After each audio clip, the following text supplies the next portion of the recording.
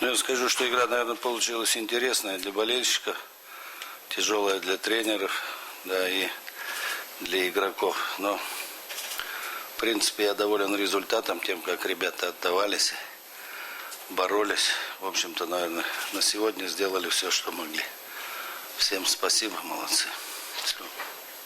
И, в общем-то, команду тоже упрекнуть не в чем, за исключением этих неоправданных ударений, по поводу которых мы будем разбираться. Владимир Расихович, на защитников не хватает, выходит Григорьев, Исангулов не выходит. Предпочтение Григорьеву или Исангулов не готов? Да, и тот молодой, просто у Григорьева уже опыт есть игры, как говорится, поэтому нам выбирать особо так, как говорится, не из чего. Не в плане того, что Ильдар там не готов, но просто у Григорьев, он же поиграл где-то 2 игры, хоть как что-то, как говорится, есть. А против такой команды, как Акбар, все-таки опыт он, что-то должен значить. И сейчас кинуть Ильдара так в мясорубку тоже